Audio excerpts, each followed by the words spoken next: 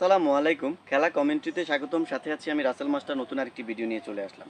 আসন্ন আইপিএল এর কিছু গুরুত্বপূর্ণ টপিকস নিয়ে আমি আলোচনা করব।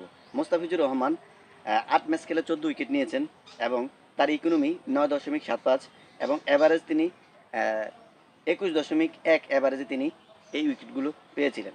মোস্তাফিজুর রহমান লাস্ট ম্যাচে ২.৫ ওভার বল করলে ১৯ রান দিয়ে ২টি উইকেট পেয়েছিলেন। পয়েন্ট টেবিলের আমি একটু আলোচনা দেখিনি। পয়েন্ট টেবিলে রাজস্থান ৯ ম্যাচে ৮ জয় ১ হার ১৬ পয়েন্ট নিয়ে পয়েন্ট টেবিলে শীর্ষে অবস্থান করছেন রাজস্থান। কলকাতা ৮ ম্যাচ ৫ জয় ৩ হার ১০ পয়েন্ট নিয়ে দ্বিতীয় স্থানে অবস্থান করছেন। হায়দ্রাবাদ ৮ ম্যাচ ৫ জয় এবং ৩ হার নিয়ে পয়েন্ট টেবিলের তৃতীয় স্থানে অবস্থান করছেন। লখনৌ ৯ ম্যাচ খেলে ৫ জয় ৪ হার ১০ পয়েন্ট নিয়ে পয়েন্ট টেবিলের চতুর্থ স্থানে অবস্থান করছেন। দিল্লি ১০ ম্যাচের ৫ জয় ৫ হার ১০ পয়েন্ট নিয়ে পঞ্চম স্থানে অবস্থান করছেন। চেন্নাই ৮ ম্যাচের ৪ জয় ৪ হার নিয়ে অষ্টম স্থানে অর্থাৎ ষষ্ঠ স্থানে অবস্থান করছেন ৮ পয়েন্ট নিয়ে। গুজরাট ৯ ম্যাচ খেলে ৪ জয় ৫ হার নিয়ে ৮ পয়েন্ট নিয়ে সপ্তম স্থানে অবস্থান করছেন। পাঞ্জাব ৯ ম্যাচ খেলে ৩ জয় এবং ৬ হার ৬ পয়েন্ট নিয়ে অষ্টম স্থানে অবস্থান করছেন। মুম্বাই ইন্ডিয়ান্স ৯ ম্যাচ খেলে ৩ জয় এবং ৬ হার ৬ পয়েন্ট নিয়ে নবম স্থানে অবস্থান করছেন মুম্বাই। ব্যাঙ্গালোর ৯ ম্যাচ খেলে ২ জয়ে হার ৭ এবং ৪ পয়েন্ট নিয়ে দশম স্থানে অবস্থান করছেন এই আসন্ন আইপিএল। এই হচ্ছে আইপিএলের পয়েন্ট টেবিলের কিছু আপডেট। ক্রিকেট আইপিএলের মুস্তাফিজুর রহমান ৮ ইনিংস করে ১৪টি উইকেট নিয়েছেন। জাসপ্রীতি বুমরাহ ৯ ইনিংস খেলে মুম্বাই ইন্ডিয়ান্সের ১৪ উইকেট নিয়েছেন। হার্ষল প্যাটেল তিনি ৯ ইনিংস খেলে পাঞ্জাবের হয়ে ১৪ উইকেট নিয়েছেন।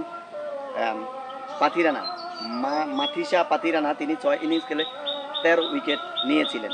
এই হচ্ছে অর্থাৎ মুস্তাফিজের সাথে তার পয়েন্ট টেবিলে কারা রয়েছেন।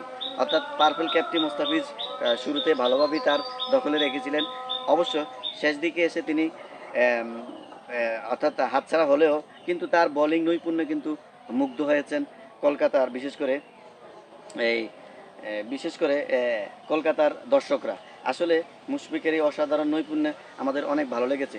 মুশফিককে নিয়ে এক দর্শক বা তার চেন্নাইয়ের এক নারী ভক্ত মুশফিককে নিয়ে বলেছেন, আমরা অবশ্যই ফিজকে মিস করব। চেন্নাই থেকে সাধারণ কোনো প্লেয়ার গেলেও মিস করি।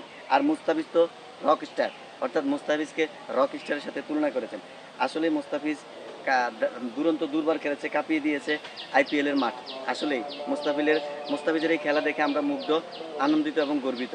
আশা করব মুস্তাফিজ আসন্ন ঘরোয়া লিগ এবং ইউএসএ দল এবং টি-20 ওয়ার্ল্ড কাপে মুস্তাফিজ তারা ধারাবাহিকতা অব্যাহত রাখবে এই আশাবাদ ব্যক্ত রেখে খেলা কমেন্ট্রি থেকে আমি রাসেল মাস্টার বিদায় নিলাম। আল্লাহ হাফেজ।